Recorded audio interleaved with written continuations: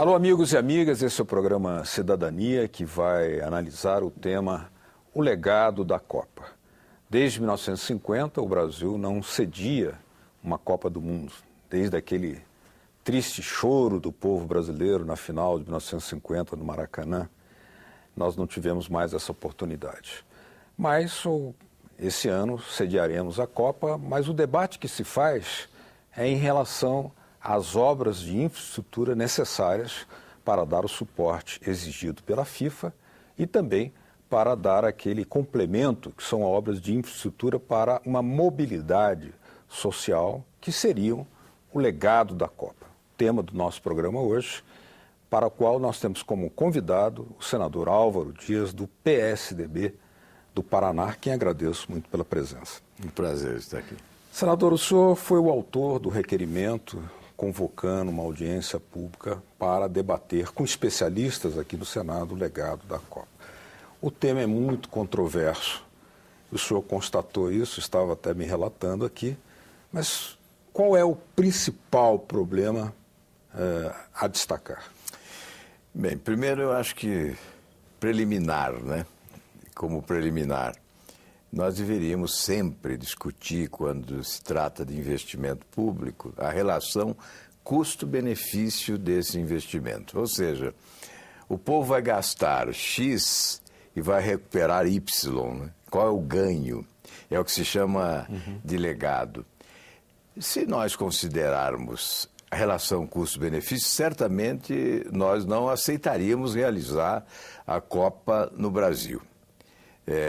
Nós já tivemos outras oportunidades de sediar a Copa do Mundo e outros governantes, né, rejeitaram a hipótese, considerando que temos outras prioridades.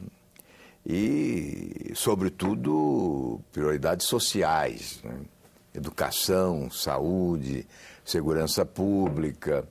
Quando nós estabelecemos o confronto de prioridades, nós chegamos à conclusão que foi má ideia trazer a Copa para o Brasil.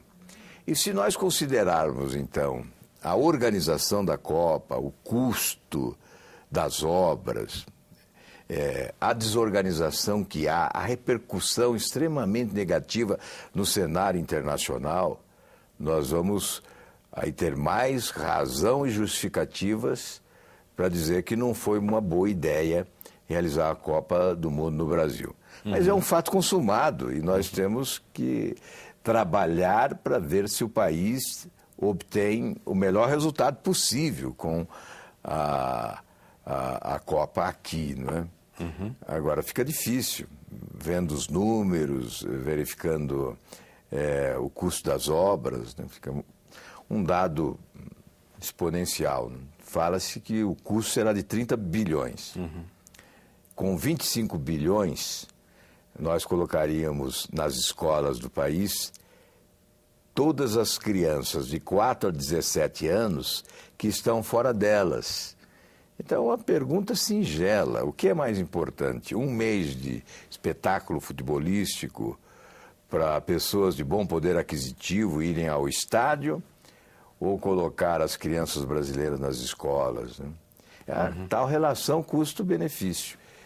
Mas, enfim, nós temos aí uma realidade posta, né? Agora, dado que a paixão do povo brasileiro é um fenômeno meio intangível, né? Como o senhor mesmo dizia, o fato está consumado, qual seria o procedimento adequado para evitar que o desequilíbrio entre aquilo que seria investido, ou está sendo investido, não atenda àquilo que se imaginava como obras de infraestrutura para atender, digamos, exigências indispensáveis, inadiáveis, escolas ou mobilidade ou obras de infraestrutura em favor da população? Olha, a Copa do Mundo é realmente o maior espetáculo midiático do planeta. E se houver uma exploração competente desse espetáculo midiático, o país ganha. Já há números em relação à Alemanha, o que cresceu o PIB da Alemanha como consequência da realização da Copa do Mundo naquele país. Mas lá todos foram unânimes, isso internacionalmente, em reconhecer que houve muita competência de organização. E se nós compararmos os custos lá e aqui, aí nós vamos chegar à conclusão que estamos no Brasil diante de um monumental escândalo de corrupção, que transformaram o Brasil, para a realização da Copa, a pretexto de sediarmos a Copa, no paraíso do superfaturamento. O dado elucidativo, né, mais elucidativo, é esse do custo do estádio por assento. Né? No Brasil, não, primeiro na Alemanha, pouco mais de R$5.000 por assento, o custo da construção dos estádios. Né? Na África do Sul, também pouco mais de R$5.000 por assento. E no Brasil, R$11.800 por assento, quase R$12.000 por assento. Ou seja, isso revela bem o gasto, né, o custo das obras, o superfaturamento, quer dizer, a corrupção mesmo. Né? Um estádio como o de Brasília vai chegar a R$2 bilhões. Né? Deve ser o estádio mais caro do mundo. 70 mil lugares, R$2 bilhões. A previsão inicial era de R$700 milhões. Aliás, a previsão inicial para os 12 estádios brasileiros que receberão jogos da Copa era de R$2 bilhões e 800 milhões. Só o de Brasília chega a 2, não é? E hoje nós estamos além de 8 bilhões e 500 milhões dos estádios. Né? E as obras todas, o gasto todo com a Copa, porque não é só obra, não é? Tem eventos e gastos com eventos, enfim, chega a 30 bilhões. Né? É o previsto 30 bilhões. 30 bilhões. Então há um exagero, sem dúvida nenhuma, e nós estamos desperdiçando uma grande oportunidade, já que estamos sediando a Copa, de vendermos uma boa imagem do país. Até agora, o que se passou de conceito, de gestão, é péssimo. Né? A repercussão na mídia internacional sobre o Brasil é muito ruim. Até a violência nos estádios, fora dos estádios, a incompetência administrativa. Né? Fala-se nos corredores da FIFA que há um arrependimento dos dirigentes de terem escolhido o Brasil para sediar a Copa. Né? E há uma avaliação também de que pode ser a pior das Copas, no enfoque da própria FIFA. Né? Agora, senador, gostaria que o senhor comentasse o seguinte aspecto. Ele esteve presente, inclusive, nessa audiência pública que atendeu a convocação feita pelo seu requerimento, né? O professor Lamartine, se eu não me engano, apesar de reconhecer todos os problemas e, inclusive, o disparate entre preços de estádio, de Manaus tem um preço, de Brasília tem outro completamente diferente, apesar disso, e até reconhecendo o atraso, problemas na execução dessas obras, ele ainda assim, ele acredita num saldo positivo. De que maneira o senhor imagina, porque, de certa forma, a simples dinamização da economia, inclusive pequenas e médias empresas, o cara da água mineral, o cara da roupa, o cara do artesanato, tudo isso terá um impulso.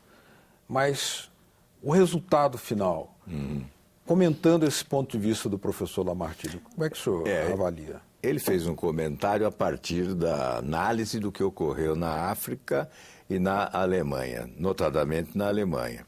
O resultado em matéria de crescimento do produto interno bruto.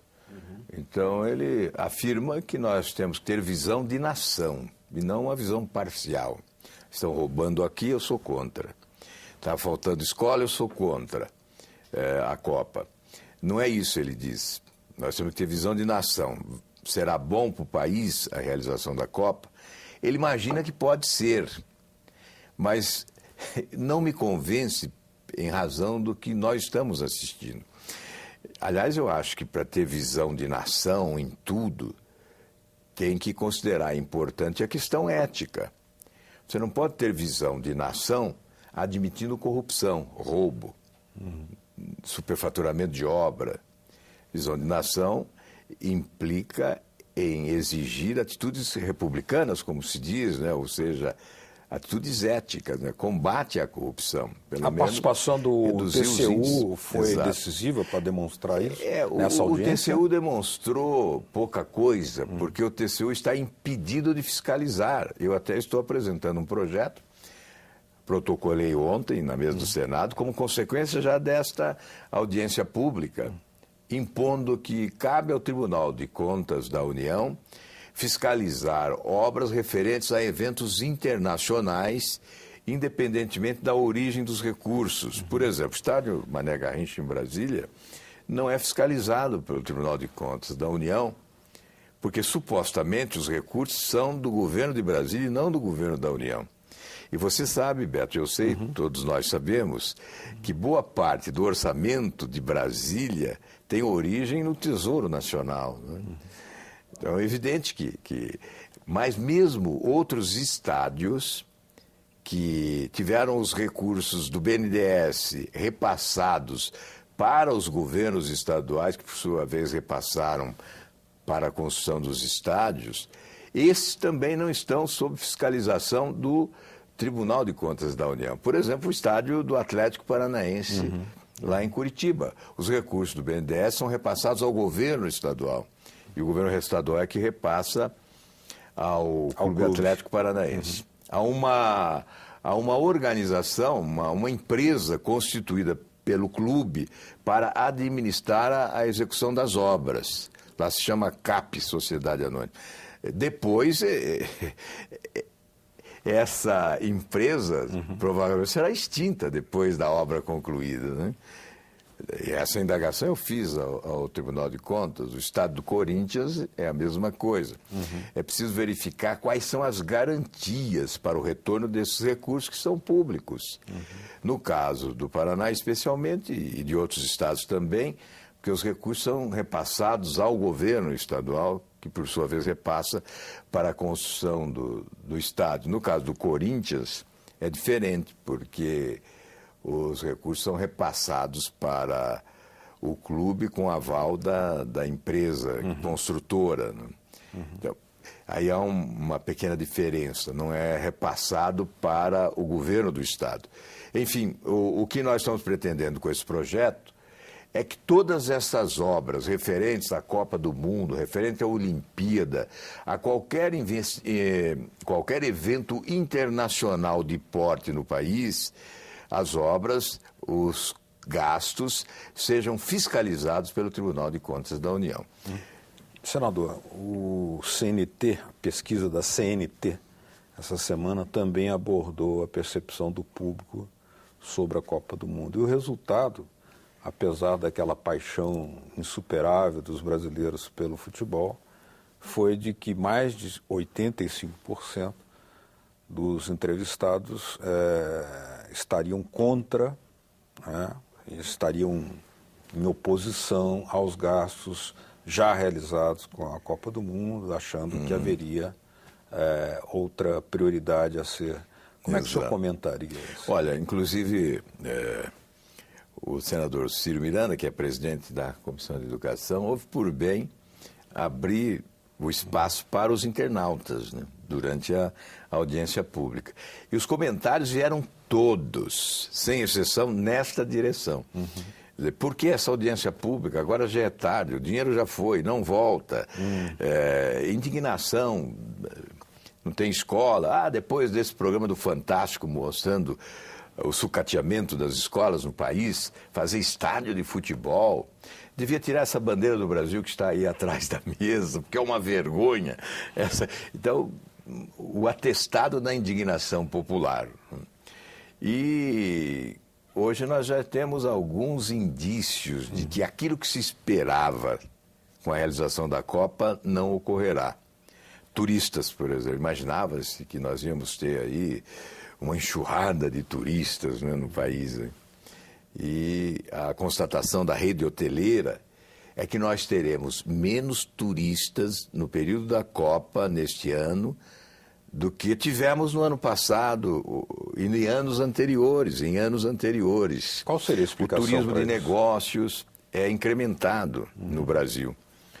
E com a Copa, o turismo de negócios cede lugar e espaço ao turismo do esporte, né? E de outro lado também isso não se discutiu na comissão, mas eu tenho a percepção, porque tenho ouvido muito isso, que muitos brasileiros estão deixando o Brasil, no período da Copa, buscar tranquilidade lá fora e, evidentemente, talvez aproveitar preços mais compatíveis, né, com as nossas possibilidades nesse período. A Copa está aqui e o brasileiro vai assistir lá de fora. Vai lá para a Europa, ver uma televisão e ver o Neymar fazendo gol aqui no Mané Garrincha, né? Será que as anunciadas manifestações poderiam criar algum tipo de preocupação especial da população? Porque aquelas havidas em junho passado, elas trouxeram um certo grau de na verdade, quebradeira, violência. O clima criado até aqui... É possível que isso se repita, você acha? O clima criado até aqui, né, que passa a ideia de desorganização, de obras atrasadas, aeroportos insuficientes, certamente isso desestimula o turista. E nós estamos verificando, eu apresentei na tribuna do Senado o percentual de ocupação para o período da Copa, né, de reservas efetuadas até agora. Na rede hoteleira? Na rede hoteleira. São Paulo, por exemplo, 53%. Enfim, o próprio Rio de Janeiro, né, que é um atrativo por si só, sem Copa, ainda tem um 19% disponível. Na maioria das capitais onde teremos jogos, né, nós temos ainda disponibilidade expressiva, um percentual elevado de disponibilidade nos hotéis, na rede hoteleira. Isso revela que não é aquilo que se imaginava em matéria, em que pese o fato de os ingressos estarem sendo vendidos, né? Mas a compra de ingressos está ocorrendo mais por brasileiros para os jogos. De qualquer maneira, o que se previa de ingresso vendido no exterior está vendendo. Sim. Mas o que se previa de presença de turistas na rede hoteleira do Brasil não está sendo alcançado. Está muito aquém da... Isso demonstra que nós estamos desperdiçando a oportunidade de ganhar mais com essa Copa do Mundo. E com relação àquela questão da possibilidade de ocorrência de manifestações, ou seja, uma politização concentrada durante o período da Copa em crítica aos gastos feitos, ou outra, especialmente porque se trata de um ano eleitoral também. Como é que o senhor vê a combinação desses dois fatores?